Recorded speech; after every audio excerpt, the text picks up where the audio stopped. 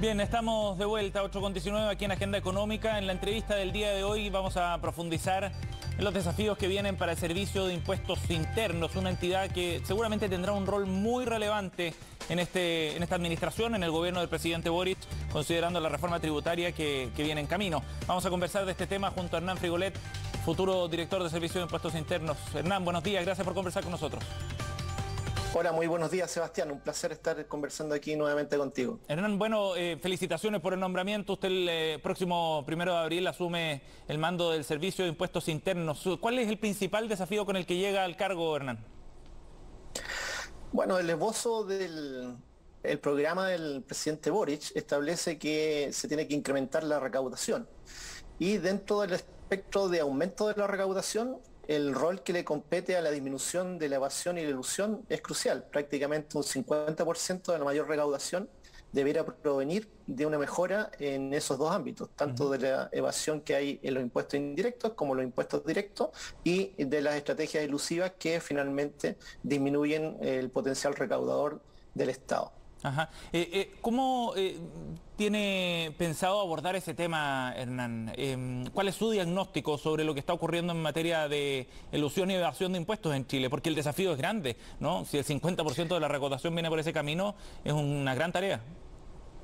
Efectivamente, es una tarea muy desafiante, donde mi diagnóstico inicial es que está subutilizada la base de datos que tiene disponible el Servicio de Impuestos Internos, que hay posibilidades de hacer mayores cruces con otras bases de datos de uso público que están disponibles, y eso nos deberá llevar a una data que esté mejor procesada para los fines de apuntalar la fiscalización de los distintos grupos que se desempeñan en nuestra economía.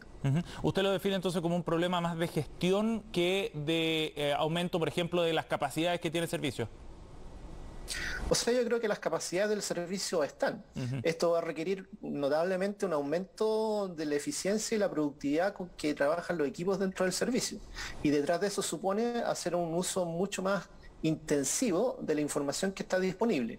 Ahí tendremos que evaluar, porque son datos masivos, si las capacidades de procesamiento informático son las adecuadas o no, si las capacidades de utilizar la base de datos que están instaladas en los funcionarios del servicio son las adecuadas o no, y si no es así, bueno, mejorarlo en el más breve de los plazos para que haya un aumento importante en la productividad de la dotación actual. Y si es necesario fortalecer la capacidad de fiscalización con mayor dotación, no tenga cuidado que haremos la presentación al ministro de Hacienda para ver cuál es la cantidad de recursos que se pueden destinar. Bueno, ese punto es importante. Ayer conversábamos con el presidente de la Asociación de Funcionarios del Servicio y planteaba que hubo cierto recorte de presupuesto en la administración anterior, o la saliente más bien, que había que reponer, ¿no? ¿Eso está contemplado también la posibilidad de aumentar el presupuesto si es que fuera necesario o la dotación para poder llevar a cabo los objetivos? Por supuesto, esto hay que entender que todo lo que tenga que ver con reducción de la evasión y la elusión es un proceso que no es instantáneo. Sí. Es un proceso que se va desarrollando en el tiempo, donde hay que hacer que los recursos fluyan en la cantidad adecuada. Ahora, tenemos claro que este año 2022 y probablemente el 2023 son años en los cuales las finanzas públicas van a estar en un marco de austeridad. Y en ese sentido tenemos que hacer una apuesta y lograr que los funcionarios tengan un compromiso institucional y el incremento inicial sea por la vía de la productividad y de hacer mejor la tarea utilizando mayor inteligencia de los datos que están en el propio servicio. Ajá. Hernán, hay varios estudios que intentan hacer una estimación de cuánto es lo que efectivamente se elude y se evade acá en nuestro país. ¿Cuál es la estimación con la que trabajan ustedes?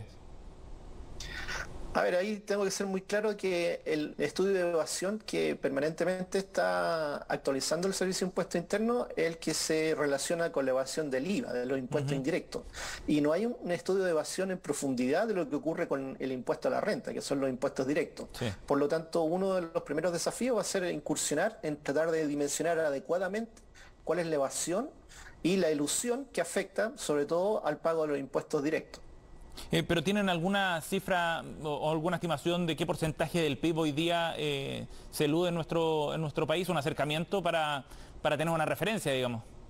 Y una magnitud. Los estudios disponibles son los que ha hecho Michel Llorach, y ahí se establece que probablemente tengamos un nivel de evasión y de elusión que esté entre el 5 y el 6% del PIB. Por lo tanto, el desafío ahí es reducir eso significativamente para que recuperemos ahí entre 2 y 3 puntos del PIB para recursos que estén disponibles en forma tangible para el presupuesto de la nación. Ajá.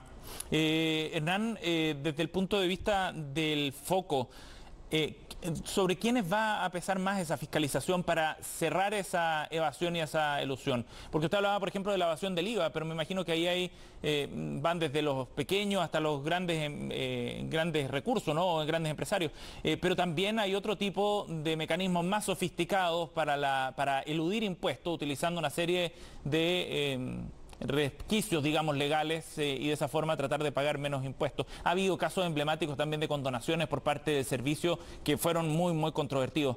¿Cuál va a ser la forma en la que se van a abordar esos casos y dónde va a estar el foco principalmente? Bueno, partamos por lo último.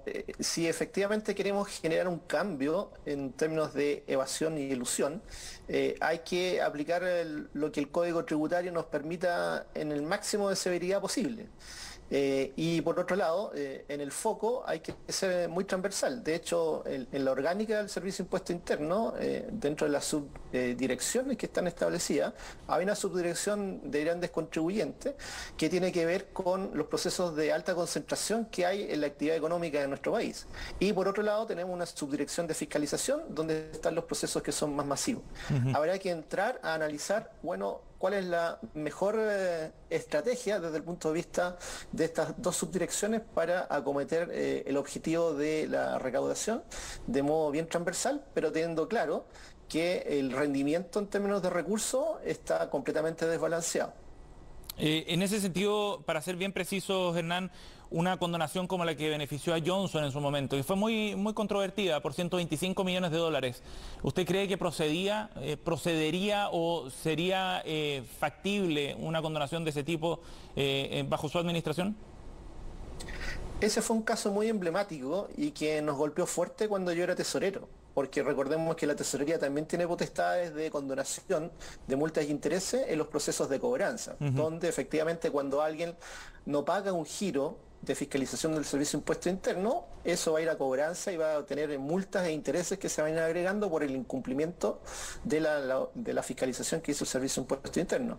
Y ahí nosotros establecimos una política de condonación que estuviera abierta y fuera transversal y transparente para todos los contribuyentes y que estaba asociada al pronto pago. Y en la medida que los contribuyentes pagaban en el menor plazo, pagaban al contado, tenían acceso a una condonación de esos intereses y de esas multas que estaban asociadas al no pago del giro hecho por el Servicio de Impuesto Interno. Previo a eso, el Servicio de Impuestos Internos tiene la capacidad de establecer también multas e intereses asociados a la detección de cuándo ocurrió el evento de transgresión del pago de impuestos. Y ahí entonces tenemos una legislación que le da cierta discrecionalidad al director nacional y también a los directores regionales. A lo mejor es el momento de entrar a revisar ese marco legal y ajustar esas potestades. Perfecto. Hernán, me gustaría preguntarle también respecto a otro tema, porque hoy, esta mañana, Ciperchile ha publicado un reportaje donde plantea que usted habría realizado un estudio junto a otros autores para SQM a comienzos de la década pasada. Habría recibido un pago de 83 millones de pesos por parte de SQM por un informe sobre el litio que se le encargó a usted. Me gustaría que usted pudiera comentarnos esta información. Efectivamente, realizó aquel estudio, recibió aquel pago y de qué forma va a tratar los casos relacionados a SQM, con el historial que tiene SQM, por cierto, considerando que hay una serie de reclamaciones de impuestos y multas que busca condonar y que tendrá que resolver el servicio que usted va a liderar. Sí, exactamente, ese es un tema importante. Yo me desempeñé en el ámbito privado desde el año 2000 hasta el año 2014, cuando asumí la tesorería, donde ya mi consultora dejó de operar.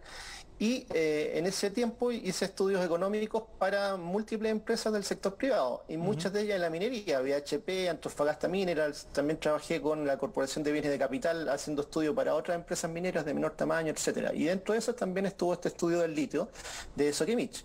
Y un estudio del litio cuyos resultados no le gustaron mucho a Soquimich, porque en lo medular establecía que la explotación del litio en Chile requería un mayor pago de impuestos asociado a una compensación por la extracción del recurso natural.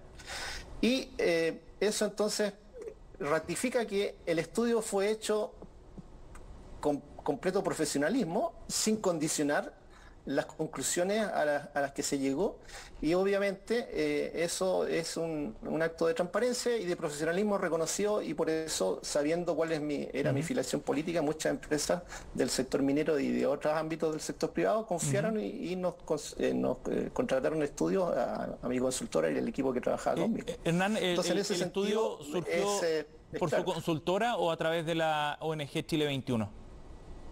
No, es un contrato directo con Acerta.